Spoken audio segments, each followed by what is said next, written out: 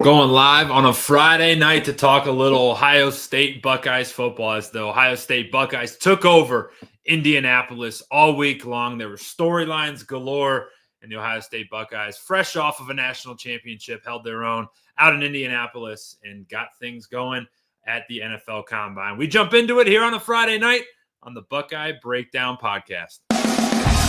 We've got the whole crew together as we cover Ohio State with our instant analysis from Ohio State. There's something that doesn't feel right. Unbelievable effort from him today. Is E.J. Liddell going to crack the first team All Big Ten? I think he can be the guy. I'm not trying to start a quarterback controversy. He seems to have the durability. He certainly has the toughness. This is the question on a lot of people's minds here. Welcome to Buckeye Breakdown. Welcome in, everybody, and a good evening on the Buckeye Breakdown Podcast. Anthony Moeglin hanging out with you guys tonight. I know a little different than our typical time for a show. I know we've been experimenting with some things over the past couple of days and weeks here, trying to find that little sweet spot for the off season here. So we've been in the mornings all week long, and we're coming to you live on a Friday night tonight. And we're discussing the NFL Combine because that has been the story of the football world as it's kind of progressed here at the end of February. And there's been storylines all over the place, from the Starbucks story between Ian Rappaport and Jordan Schultz to all of the production that's happened to Matt Stafford signing with the Los Angeles Rams, thanks to some meetings that happened at the NFL Combine. And then for us Buckeye fans, it's been fun to see the remnants of our senior class kind of take over the NFL Combine out in Indianapolis, and that's kind of the thought that I want to bring into our story, or into our show tonight, because it's been amazing to see. Ohio State led the way with attendees for the NFL Combine with 15 guys, 7 on offense, 8 on the defensive side of the ball, and they were contributors all around. It was the front four: Jack Sawyer, Tyleik Williams, Ty Hamilton, JT Tuimoloau, Cody Simon, Denzel Burke, Jordan Hancock, Lathan Ransom. On the other side of the football, it was Will Howard. It was Emeka Egbuka, both Travion and Quinshon Judkins from the backfield. And then up front, it was Josh Simmons, who, if you remember back, is coming off of an ACL injury. Seth McLaughlin, the center, who got injured. And then Donovan Jackson, who arguably, I've said it a number of times, could potentially be the MVP of that magical Ohio State season that wrapped up just over 4 weeks ago. That's the craziest part about this. As we sit here on February 28th, it was 5 weeks ago that Buckeye fans were on top of the world down in Atlanta as Ohio State knocked off the Notre Dame Fighting Irish to be crowned national champions. And in that game, it was the seniors all over the field making plays. Will Howard was special. Obviously, Jeremiah Smith at wide receiver kind of led the way there, but Emeka was great. Quinshon Judkins had 3 touchdowns, 2 on the ground, 1 in the air. Travion was awesome down on defense. Jack Sawyer, had the play of the season the week before when he strip sacked Quinn Ewers and took it to the house. JT Tuimoloau was great. Tyleik Williams, it was funny. The Notre Dame coaching staff, I'll never forget it, said I got to just talk to a couple of them one-on-one, and they were like, yeah, they got players everywhere, but the guy I'm most concerned about was number 91 in the middle, because he messes things up inside. And then Ty Hamilton was awesome. Kind of played second fiddle to Tyleik all season long, but was incredible in his own right. So that was just 5 weeks ago. Now, really no time off. They probably got a couple days to celebrate, probably partied a little hard, and then started training. A lot of guys went out to California. You saw Will Howard post a couple pictures on Instagram about his training, which was pretty cool. And then Jack Sawyer talked about how him and JT are training together out in Cali. Obviously, Emeka's from the West Coast, so all of them head west and go start their training process just to come back to Indianapolis for the NFL Combine here. So it's a quick turnaround for these guys as they were getting ready. And I talked about it a lot earlier in the week about this process, right? And about the fact that these guys this is a job interview for them. I know we've all probably been through interviews. If you're in here watching, if you're, got any type of job, you've been through a job interview. Well, these guys get the opportunity to have 32 of them. And this combine process is pretty intense. So rewinding just a little bit, defensive linemen and linebackers were the first ones to get to town. So Jack Sawyer, JT, Tyleek, and Ty up front got there on Sunday, I believe. They started their process on Monday, spoke to the media on Tuesday, and then it filtered from there. The DBs were in that second group. I think Cody was in that second group. So it was Cody and then the DBs in the second group. And then the offensive guys started getting there. That was the group number 3 was quarterbacks, wide receivers, and running backs. And then finally, the offensive line was the last group to get there. That's Josh, that's Donovan Jackson, and that's Seth McLaughlin. They're in that third wave. And all week long, I thought it was really cool that these guys really did a good job of talking about their experience of the season last year, talking about what teams they can fit with in the pros, and then also tying everything back to Ohio State in some way, shape, or form. There's a lot of talk about what the Buckeyes have coming back next year. I know that, we've mentioned it a couple times on our show that the cupboard seems bare, but it really never is bare at Ohio State. You always have your pick of some of the best athletes in all of college football and some of the best football players all around. So that part of it is certainly exciting. And then, a lot of the guys talking about some of the guys to be looking out for. Julian Sain's name came up a number of times from a number of different people, but James Peoples was a name that kind of popped up. So it was cool to hear the guys talk about. Oh, Max Clare was another one we'll get into here in a little bit, but it was cool to hear the guys talk about what's left back in Columbus and what's to come for them. So we're going to start on Tuesday talking about Jack Sawyer. So Jack Sawyer was the first one to get to the podium. It was funny. He told a story about how him and JT Tuimoloau were roommates for the entire combine week, which I thought was pretty cool. But he had a pretty cool answer that I'm going to play for you guys here. He was asked the question about how the Ohio State players and the Ohio State players at the NFL Combine could take their momentum from the national championship and bring it into the Combine. I think his answer is funny, and I'll tell you on the other side why so. Yeah, I mean, I think that, we're confident, who we are and what we're capable of doing. So being able to finish out on top is, gives you all the confidence in the world to continue to go out here and then play your best ball, even out here in a combine where it's just showcasing your skills. It's an awesome answer. And why I found it to be kind of funny was it felt like at about 10 seconds, he caught himself like, oh, I'm not actually going to play a football game. We're actually just going to work out. He snapped back into that Ohio State game mode because, like I said, it was just so short of a time ago. But I think that part can't get overstated. I think that every one of these Buckeyes was on such a high coming off of the end of that season. And they're going to carry that momentum certainly into these workouts and into the pro day. I think is the one that's going to stand out. But the confidence that these guys can walk around with, it'd be a lot different conversations. I'm going to play one in a little bit here, but there'd be a lot of different answers to some of these questions if Ohio State did not scale the mountaintop as they did. But they have some incredible stories to talk through and to talk about. But it was funny, I thought, that Jack had to kind of snap out of character and be like, oh, wait, I'm not going to play a football game. I'm going to do some workouts and put on a best effort for this team. One thing that doesn't get talked about enough, and we talked about it maybe on this channel or one of our other channels, but the fact that these rookies have it really hard when they come into their rookie season. You hear about it often that there's a rookie wall that happens at about week 11, week 12 of the NFL season. And the reason is because these guys go from they don't have an off season at all. So they go from playing in their season and then they go right into training. And the training leads to the combine. The combine leads to the pro day training. The pro day training leads to the pre-draft training. And then you get drafted. Then you move to somewhere, a whole new city, and you go through all that stuff. And your whole off season is kind of segmented. And then bang, you're into OTAs, you're into training camp, and then boom, right into the season. So you get no time off. Now, for these Ohio State Buckeyes and even for the Notre Dame players, the Penn State players, the Georgia, and all these teams, the playoff got extended so much, Ohio State and Notre Dame, primarily, that, like I said, they finished 5 weeks ago. So no time off at all. And I think that part is going to be interesting to watch how that affects our former Buckeyes as they get to that next step, because they're going to be playing a lot of football in this year. If you just did a calendar year from September to September, or September through the following January, that 16 months or whatever it is, that's going to be a lot of football, more than anyone has ever played. So it'll be interesting to kind of keep our eye on that as it progresses.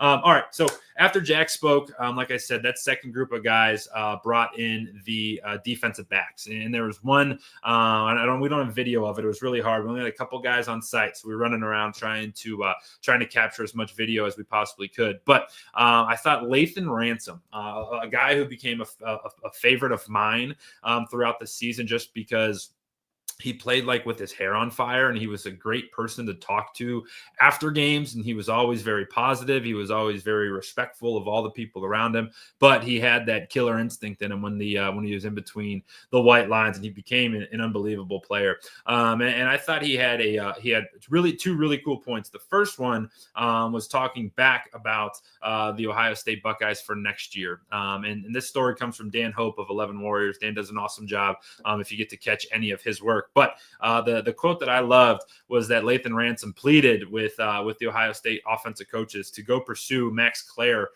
in the transfer portal. Now, Max Clare is the tight end from Purdue. He stands about 6'4", 260, and in Purdue's offense, he had 800 yards plus receiving last year. And Lathan was quoted by saying, this is the best guy that he had to go against. And what better scouting report can you get than from a guy who had to guard him and had to play him one-on-one and had to guard his routes, had to defend against the outcuts, had to get blocked by him. Who knows it better than a guy like that? And Lathan really made his presence known. So what did Ohio State do? They went out and pursued Max Clare, and guess who's going to be suiting up for the Buckeyes at the end of that line of scrimmage next fall? It's going to be Max Clare. So I thought that part was pretty cool. And then I thought Lathan had another cool anecdote about how Julian Sayin is next up for the Ohio State Buckeyes. Said that he's got what it takes, got a live arm, and again, who better to give that perspective than a guy who had to go against him in scout team every single day. And that was always what I loved when I played and had the opportunity to run scout against the starting defense. You kind of could just let it go. You could put caution to the wind and just go out and play. And I always thought that part was really cool. And you could tell when guys get out there and just, there's no worries if you throw an interception or throw an incompletion. It's like, all right, I'm just going to go let that thing rip around. And Lathan talked about how Julian has the tools to be great and is going to have Ohio State in the right spot next year. So I thought that part was pretty cool. All right, day number 3 brought us the offensive guys. So these interviews come from today, and the one I want to start with is Emeka Egbuka. He was asked, and this part I thought was pretty cool, but he was asked what it's been like to learn under so many great wide receivers. And the guy who asked the question, I don't have his name, wish I did, but asked about, hey, what was Marvin Harrison like, and Garrett Wilson and Chris Olave, and the list went on, Jackson Smith and Jigba, and I thought Emeka gave a great answer. And here it is. I mean, honestly, it's hard not to learn from those guys. Just being in the room all the time with them. I think I was roommates with Marvin for over a year. We did absolutely everything together. So he's one of my closest friends. But I can't remember a single day that we weren't at the facility getting in extra work, whether it was film study or catching on the jugs machine or running extra routes. So we spent a lot of time together. We always challenge each other. We have a very competitive dynamic. So we're always pushing each other and competing in everything we do, whether it's football, video games, bowling, whatever the case may be. So the whole room was kind of like that, with just that competitive nature. So we were always pushing each other. There was really not areas in my game where I didn't learn from them. A really cool answer there, talking about how competitive that those guys were. And how can you not be? You get into a group like that, and you get into a room like that, and you look around, you look to your left, there's a 5-star over here. You look to your right, there's a 5-star right here. You look behind you, there's a 5-star back there. And it's like, all right, we can either fight, we can either do one of these, or we can get better with each other. You see that every single year with this Ohio State wide receiver room, whether it was Chris Olave and Garrett Wilson kind of mentoring Marvin Harrison. And then it was Marvin Harrison kind of leapfrogging and taking that number 1 spot for Emeka. And then again, Jeremiah Smith comes in and then leapfrogs Emeka again and takes that number 1 spot. But so many good players that are in that room. And it was cool to hear him talk about his relationship with Marvin, about, hey, this is a guy who I lived with. We did everything together. We played competitive bowling together. We did cards competitively. We did everything you could possibly do. I'm sure there were some lively Xbox or PlayStation games that happened between those guys, but that's the stuff that you really can't teach. And when it comes to life, I think is pretty special, because it's very rare that stuff does happen. And when it does, it's really, really cool. But some of those things, and you hear the stories about Marvin Harrison, like spending hours and hours and hours on the jugs machine inside the Woody. And like, that, hey, if I see my peer doing that, I'm going to go do that because I want to be like him. And Marvin became one of the best college receivers in all of college football, and then had a really solid first year in the NFL last year. So some really good names that have come out of that Ohio State Buckeye receiver room. And obviously we tout it as wide receiver U, which is pretty cool. So, all right, last one that I want to get to, it's Will Howard. You didn't think I was going to go a whole show without talking quarterback play. And Will Howard, a special person. Really cool to hear him talk in this, because you just remember, going through the entire season with Will, getting to talk to him after every single game, and just the way he carried himself. And I want to go back to a point I made earlier about the fact that if Ohio State didn't make the run they made, a lot of these guys would be viewed in a totally different light. And I think Will Howard's a prime example of it. And he talks about overcoming some adversity throughout the season and what it means for an NFL team that's looking at him, evaluating him, trying to see if he can be it. He can be the guy. He has a pretty direct answer when he says, I certainly can be that guy for an NFL franchise. Listen in. What's it like to kind of have that opportunity to round up here? Yeah, I think there's unbelievable quarterback talent in this whole draft class. I'm not going to talk about anybody else, man, but I believe in myself, and I think I can be that guy for a team, and I truly believe that. I think I showed it as the season went on this year. It's not always going to be perfect, and I think I was able to show, through the times of adversity and bouncing back from that, I was able to, not let things get to me, and I was able to make elite throws and make decisions when the lights are the brightest. And I think I just hope that there's a team out there that falls in love with me, and I still have that chip on my shoulder, man. I'm always going to have that. I love being kind of the underdog and kind of coming from behind, and I think that's where I thrive and where I want to be. Yeah, really cool. Their perspective from Will Howard. As you could tell, I caught myself getting locked back in on his answer, on his response there. It's really cool to hear him talk and to hear his perspective, because it's pretty interesting. Nobody's done what he did in college football. And I think he really catapulted himself into a different stratosphere in terms of quarterbacks, right? You think when the playoffs started, you probably viewed him as one of those bottom tier guys, a day 3 type cat. But now after that performance he had in January, why not? Why not go get him in the second round? Who's going to jump and go get him maybe in the first round? What succession planner? You talk about the Los Angeles Rams. Like, what about them? They know in 2-3 years they may be looking for a quarterback, or who could go and get a guy like Will Howard that maybe he doesn't need to play right away, but can learn, can become an NFL player, and then when his time is called, be ready to go. So I think it's going to be really cool. I think my favorite part about this process is thinking about where these guys may end up. Is Emeka Egbuka going to be a Pittsburgh Steeler? I, for one, would hate that, right? Go Browns in my house, in my mind here. But is he going to be a Steeler? He'd be a great one. Where's Tyleek going to go? Where's Cody Simon going to go? Where's Lathan Ransom going to play? Where's Jordan Hancock going to play? Like, all these guys, you can envision them in their NFL jerseys, and I think that it's pretty darn cool. So regardless of all that, really, really think it was a great week for the Buckeyes. They all tested fairly well. Jack Sawyer's measurements potentially weren't up to snuff, up to par, and he's going to have to overcome some of that with his athletic ability. We're going to get the quarterbacks working out tomorrow. Will Howard, I do believe, is throwing. There's a great quote on Pat McAfee's show where he was talking about how there was a story that came out that Will Howard was throwing last night in the hotel parking lot. Well, whether that's true or not, I certainly didn't see it, but nonetheless, it's funny to think about. And hey, if I was in his position, I'd be doing the same damn thing.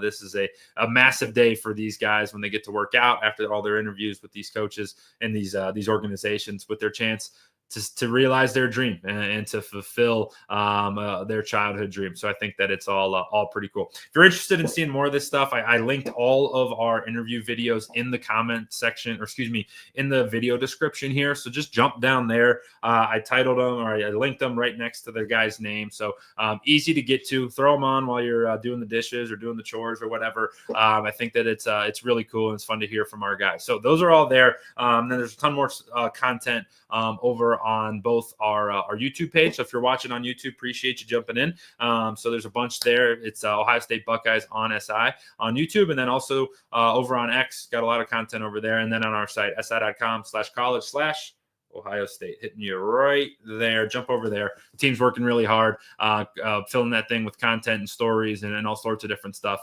for you guys to get your weekend kicked off. All right. Wanted to be short and sweet tonight. I know we got a big Cavs game tipping off here at 7:30. So excited about that, and appreciate everybody who jumped in with me live on Friday night. If this is hitting you Saturday morning, thanks for jumping in and making me a part of your Saturday mornings here. Appreciate everybody jumping in. We're going to get out of here on that. The Ohio State Buckeyes roll into Indy. They take over Indy at the NFL Combine. Thanks for hanging out with me tonight on the Buckeye Breakdown podcast on the Ohio State Buckeyes on SI YouTube channel.